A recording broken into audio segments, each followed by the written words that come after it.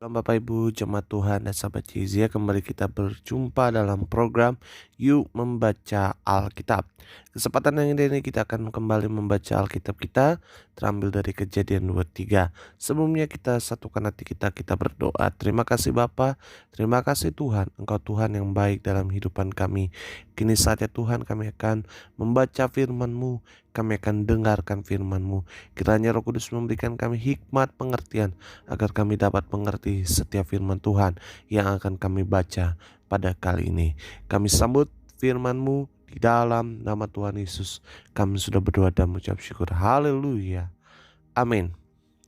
Pembacaan firman Tuhan terambil dari Kejadian 23 ayat 1 sampai dengan 20. Judul perikopnya Sarah mati dan dikuburkan. Ayat pertama, Sarah hidup 127 tahun lamanya, itulah umur Sarah. Kemudian matilah Sarah di Kiryat Arba, yaitu Hebron di tanah Kanaan. Lalu Abram datang meratapi dan menangisinya.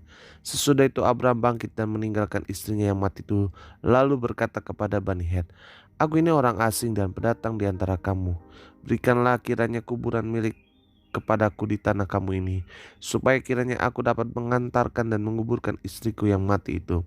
Bani Het menjawab Abram, "Dengarlah kepada kami tuanku. Tuanku ini seorang raja agung di tengah-tengah kami.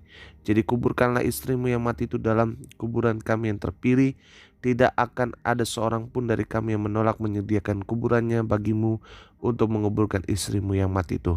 Kemudian bangunlah Abram lalu sujud kepada Bani Het penduduk negeri itu, serta berkata kepada mereka, "Jika kamu setuju bahwa aku akan mengantarkan dan menguburkan istriku yang mati itu, maka dengarkanlah aku, dan tolonglah mintakan dengan sangat kepada Efron bin Zohar."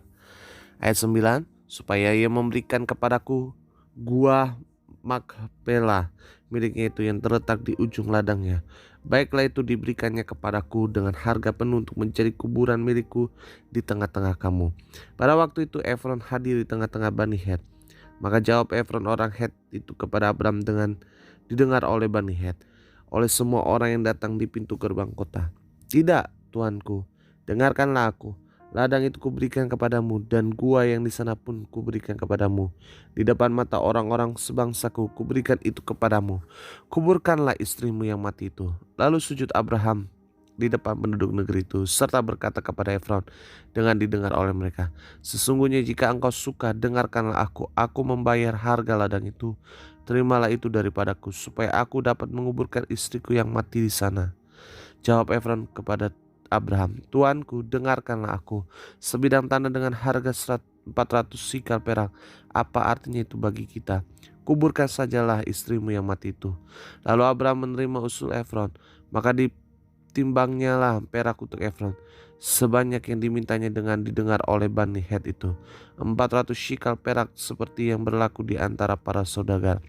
Demikian ladang Efron yang letaknya di Pela di sebelah timur Mamre, ladang dan gua yang di sana serta segala pohon di ladang itu, bahkan di sudut tanah itu sampai ke tepi-tepinya, diserahkannya kepada Abraham menjadi tanah berlian di depan mata Bani Het itu, di depan orang yang datang di pintu gerbang kota.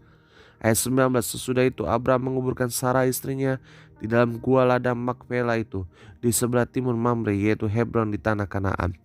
Ayat 20, demikianlah dari pihak Bani Het ladang yang dengan gua yang ada di sana diserahkannya kepada Abraham menjadi kuburan miliknya. Puji nama Tuhan Yesus, kita telah membaca Alkitab, kita berdoa. Terima kasih Tuhan, terima kasih Bapa, kami telah membaca firman-Mu pada kesempatan yang ini. Kiranya Tuhan, Roh Kudus memeteraikan setiap firman Tuhan yang tak